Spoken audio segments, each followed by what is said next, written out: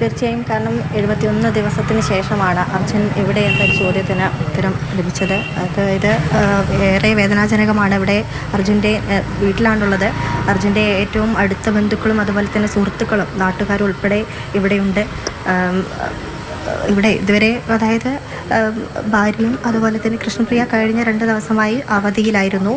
ഇവിടെ ശിരൂരിൽ തിരച്ചിൽ ആരംഭിച്ചത് മുതൽ, അതായത് ഡ്രഡ്ജർ എത്തിച്ച് അവിടെ തിരച്ചിൽ ആരംഭിച്ചത് മുതൽ കൃഷ്ണപ്രിയ അവധിയിലായിരുന്നു. ഇന്ന് അത്തരത്തിലൊരു വാർത്ത വരുന്നു, അതായത് മൃതദേഹം ലഭിച്ചു എന്നൊരു വാർത്ത വരുന്നു. അതിനുശേഷം എന്തായാലും അച്ഛനും അമ്മയും ഉൾപ്പെടെ എല്ലാവരും വളരെ വേദനാനിർഭരമായൊരു കാഴ്ച തന്നെയായിരുന്നു. ഇവിടെ മാധ്യമങ്ങളോട് അല്ലെങ്കിൽ പുറത്തുള്ള ആരോടും സംസാരിക്കാൻ ഇല്ല എന്നായിരുന്നു അർജുൻ്റെ രക്ഷിതാക്കൾ, കുടുംബം എല്ലാവരും പറഞ്ഞിരുന്നത്. എന്നാൽ ഇപ്പം നമുക്ക് അറിയാൻ കഴിയുന്നത്, അതായത് DNA ടെസ്റ്റുമായി ബന്ധപ്പെട്ട് കുടുംബം മൃതദേഹം ലഭിച്ചാൽ മതി എന്നായിരുന്നു മുൻപ് പറഞ്ഞിരുന്നത്. എന്നാൽ DNA ടെസ്റ്റ് നടത്താൻ സമ്മതമാണ് എന്ന് കുടുംബം അറിയിച്ചിട്ടുണ്ട് എന്നാണ് നമ്മൾ മനസ്സിലാക്കുന്നത്. തൊട്ടു മുമ്പ് അർജുൻ്റെ ബന്ധു നമ്മളോട് പറഞ്ഞ കാര്യമാണ്. DNA ടെസ്റ്റുമായി ബന്ധപ്പെട്ട് കുറച്ച് മുമ്പേ അത്തരത്തിലൊരു അനിശ്ചിതത്വം ഉണ്ടായിരുന്നു. അതായത്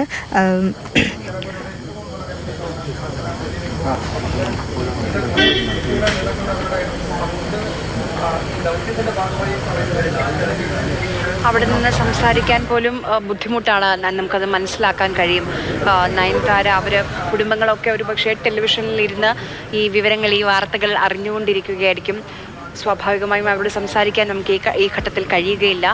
ആക്ഷൻ കമ്മിറ്റിയൊക്കെ അവിടെയുണ്ട്, ജനപ്രതിനിധികൾ അവിടേക്ക് എത്തിക്കൊണ്ടിരിക്കുന്നുണ്ട്. കേരളം ഒറ്റക്കെട്ടായി ഒരാൾക്ക് വേണ്ടി, ഒരു മനുഷ്യന് വേണ്ടി, അർജുൻ എന്ന നമ്മുടെ സഹോദരന് വേണ്ടി നിന്ന ദിവസം കൂടിയാണ്. അങ്ങനെ തന്നെ പറയണം. കാരണം അർജുനെ കാണാനില്ല എന്ന് കേട്ടപ്പോൾ എല്ലാവരും ഒന്നടങ്കം എല്ലാ സംവിധാനങ്ങളും ഉണർന്നു പ്രവർത്തിച്ചു. അർജുൻ്റെ കുടുംബാംഗങ്ങൾ ആദ്യം അവിടേക്ക് എത്തി. അത് കഴിഞ്ഞ് പല വാതിലുകൾ അടച്ചു. പക്ഷെ വീണ്ടും ഇടപെട്ട് പല പ്രതിസന്ധികളെയും അതിജീവിച്ച് മുന്നോട്ട് പോയി. എല്ലാ സംവിധാനങ്ങളെ കൊണ്ടും കാര്യക്ഷമമായ രീതിയിൽ പ്രവർത്തിക്കുന്ന തരത്തിലേക്ക് കേരളത്തിന് ചെന്നെത്താൻ കഴിഞ്ഞു എന്നുള്ളത് കൂടി പറയേണ്ട ഒരു കാര്യമാണ്. KB ശ്രീധരൻ തുടരുന്നുണ്ട്. ശ്രീധരൻ, വീണ്ടും വടം കെട്ടിയോ? അവിടെ ഇപ്പം നടക്കുന്ന കാര്യങ്ങൾ എന്താണ്?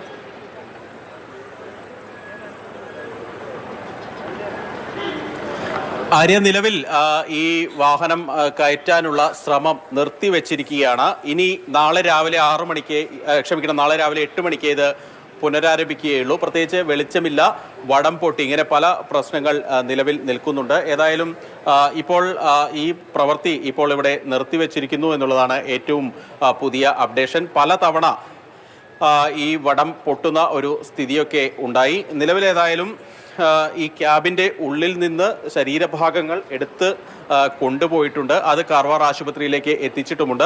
ഏതായാലും ഈ അർജുൻ്റെ കുടുംബവും അതുപോലെ തന്നെ ലോറി ഉടമ മനാഫിൻ്റെ സഹോദരനൊക്കെ പറയുന്നൊരു കാര്യം, അതിനുള്ളിൽ നിന്ന് ഇനി വീണ്ടും ശരീരഭാഗങ്ങൾ ഒരുപക്ഷെ ഉണ്ടാവാൻ ഇടയുണ്ട്. അത് മാറ്റാൻ ഉള്ള ഒരു നടപടി എന്ത് വേണം എന്നുള്ളതാണ് ഏറ്റവും പ്രധാനപ്പെട്ട ഒരു കാര്യം. മുബീൻ, ഒരു മിനിറ്റ്. ഏതായാലും നിലവിലിപ്പോൾ ഇന്ന് ഇത് കയറ്റാനുള്ളൊരു ശ്രമം നിർത്തിയോ? എന്താ പറയുന്നത്? ഇല്ല, അവരിപ്പോൾ നാളെ രാവിലെ തുടങ്ങുമെന്നാണ് പറയുന്നത്. അല്ല, പിന്നെ അതിൻ്റെ ഇടയ്ക്ക് തന്നെ അവർ പറയുന്നുണ്ട് ഇന്നൊരു ക്രെയിനും പടി വരുന്നുണ്ട് എന്നുള്ളതും പറയുന്നുണ്ട്. അത് കൃത്യമായിട്ട് അറിയില്ല.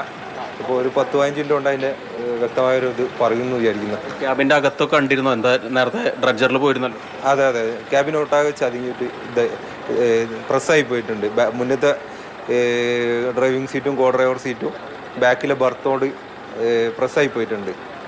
അപ്പോൾ അതുകൊണ്ട് ഇനി ബോഡി പാർട്സിൽ എന്തെങ്കിലും ആ വാഹനത്തിൽ ഉണ്ടോ എന്നുള്ളത്. ഇപ്പോൾ എടുത്തതിൽ മുഴുവൻ പാർട്സ് ഉണ്ടോ? എന്താ?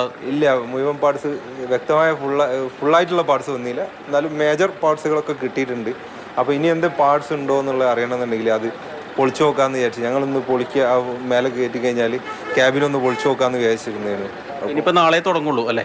അതെ, ഇനിയിപ്പോൾ രാവിലെ ആണ് എന്നുള്ളതാണ് പറയുന്നത്. എന്താ അറിയില്ല, വ്യക്തമായ അത് അറിയില്ല. അതിൻ്റെ ഇടയിൽ തന്നെ ഒരു JCB ഒരു ക്രെയിൻ വരുത്തിക്കുക എന്നുള്ള ഒരു ഇതും കൂടി പറയുന്നുണ്ടായിരുന്നു. ഇല്ല, ഞങ്ങൾ ഓരോ പറഞ്ഞിരുന്നു. അതായത് വീല് ജാം ആയതുകൊണ്ടാണ് ഇതാക്കുന്നത്. വീലൊന്ന് ലൂസാക്കി കൊടുക്കാനുള്ള ഒരു മെക്കാനിക്കിനെ വാഹനത്തിൻ്റെ നമ്മുടെ വണ്ടിയുടെ. അപ്പോൾ വീല് ലൂസാക്കി കൊടുത്തു കഴിഞ്ഞാൽ ചിലപ്പം കുറച്ചും കൂടി പെട്ടെന്ന് വരും എന്നുള്ള ഒരു ഇതുണ്ടായിരുന്നു. അതെ. അപ്പോൾ അതിൻ്റെ കൂടെ വീല് ടൈറ്റും പടി ആയിട്ടുണ്ടെങ്കിൽ വലിച്ചാൽ വരില്ലല്ലോ. സ്മൂത്ത് വേണം. ഏതായാലും നാളെ രാവിലെ 8 മണിയോടുകൂടി വീണ്ടും തിരച്ചിൽ ആരംഭിക്കുമെന്നാണ് പോലീസ് ഉദ്യോഗസ്ഥർ പറയുന്ന ഒരു കാര്യം. ഇപ്പോൾ സംസാരിച്ചത് മനാഫിന്റെ സഹോദരൻ മൊബീനാണ്. മൊബീൻ പറയുന്നതനുസരിച്ച് ഒരു ക്രെയിൻ കൂടി കൊണ്ടുവരുമായിരിക്കും. അതോടൊപ്പം തന്നെയാണ് മറ്റൊരു പ്രധാനപ്പെട്ട കാര്യം, ഇതിൻ്റെ അതായത് ഈ ട്രക്കിൻ്റെ ടയറുകൾ ഒന്ന് ലൂസാക്കി കൊടുക്കണം. ആ ലൂസാക്കി കൊടുത്താൽ അത് കയറി പോകാൻ ഏറ്റവും എളുപ്പമുണ്ട്. അത് മുകളിൽ കൊണ്ടുവന്നാൽ ഒരുപക്ഷെ സുഖമായി അത് വെട്ടിപ്പൊളിച്ച് അതിനകത്ത് ശരീരഭാഗങ്ങൾ ഇനിയുണ്ടോ മറ്റു കാര്യങ്ങളുണ്ടോ എന്നൊക്കെ അറിയാൻ കഴിയും എന്നുള്ള ഒരു കാര്യമാണ് മൊബീനും അതുപോലെ തന്നെ മനാഫും ഒക്കെ പങ്കുവയ്ക്കുന്നത്. ഏതായാലും ഇപ്പോൾ ഡ്രഡ്ജർ ഈ കരയിൽ നിന്ന് ഈ വാഹനത്തിൻ്റെ അടുത്ത് നിന്ന് മാറ്റിയിട്ടുണ്ട്. ക്രെയിനുകൾ നിലവിൽ വടം കെട്ടിയിട്ടുമില്ല. ഒരുപക്ഷെ ഒരു ക്രെയിന് കൂടി കൊണ്ടുവന്ന് നാളെ നടപടികൾ പുരോഗമിക്കും എന്നാണ് മനസ്സിലാക്കുന്നത്. നിലവിലേതായാലും ഡ്രഡ്ജർ ഇന്നത്തെ ജോലികൾ അവസാനിപ്പിക്കുന്ന മട്ടിലാണ് കണ്ടാൽ തോന്നുന്നത്. ഏതായാലും ഇനി വാഹനം മുകളിലേക്ക് കയറ്റുന്ന നടപടി ഉണ്ടാവില്ല എന്നുള്ളത് ഏതാണ്ട് ഉറപ്പായി കഴിഞ്ഞു. നാളെ രാവിലെ 8 മണിയോടുകൂടി ഇത് ഉയർത്തുന്ന നടപടികൾ വീണ്ടും ആരംഭിക്കും. സമാന്തരമായി തന്നെ നിലവിൽ കാർവാർ മെഡിക്കൽ കോളേജിലേക്ക് അല്ലെങ്കിൽ കാർവാർ സർക്കാർ ആശുപത്രിയിലേക്ക് നിലവിൽ അർജുൻ്റെ ശരീരഭാഗങ്ങൾ അവിടേക്ക് എത്തിച്ചിട്ടുണ്ട്. അവിടെ നാളെ പോസ്റ്റ്മോർട്ടം നടപടികൾ ഉണ്ടാവും. നാളെ തന്നെ DNA സാമ്പിൾ ടെസ്റ്റിന് വേണ്ടി അയക്കുകയും ചെയ്യും. അതിനുശേഷം ആയിരിക്കും 2 ദിവസമെങ്കിലും എടുക്കും റിസൾട്ട് വരാൻ എന്നാണ് ജില്ലാ കളക്ടർ പറയുന്നത്. ഒരുപക്ഷെ നാളെ തന്നെ കൊണ്ടുപോയാൽ വെള്ളി ശനി ഒരുപക്ഷെ ശനിയാഴ്ചയോ അല്ലെങ്കിൽ ഒരുപക്ഷെ തിങ്കളാഴ്ചയോ ആയിരിക്കും ഇതിൻ്റെ പരിശോധനാ ഫലം പുറത്തു വരിക. ഏതായാലും മംഗലാപുരത്തെ ലാബിലായിരിക്കും, ഫോറൻസിക് ലാബിലായിരിക്കും ഈ പരിശോധന നടക്കുക.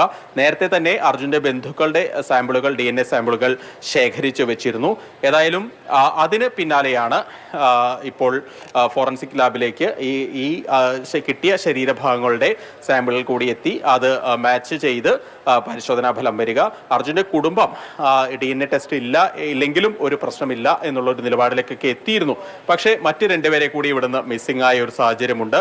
ഒരുപക്ഷെ ഭാവിയിൽ ഏതെങ്കിലും ഒരു അവകാശവാദവുമായി ആ കുടുംബാംഗങ്ങൾ വന്നാൽ അതൊരു നിയമപ്രശ്നങ്ങളിലേക്കൊക്കെ പോവാൻ സാധ്യതയുണ്ട്. അതുകൊണ്ട് തന്നെ എല്ലാവിധത്തിലുള്ള പ്രൊസീജിയറുകളും നടപടിക്രമങ്ങളും പാലിച്ച് മാത്രം ഇതുമായി മുന്നോട്ട് പോയാൽ മതി എന്നുള്ള നിലപാടാണ് ഉത്തര കന്നഡ ജില്ലാ ഭരണകൂടവും ജില്ലാ കളക്ടറും ഒക്കെ എടുത്തത്.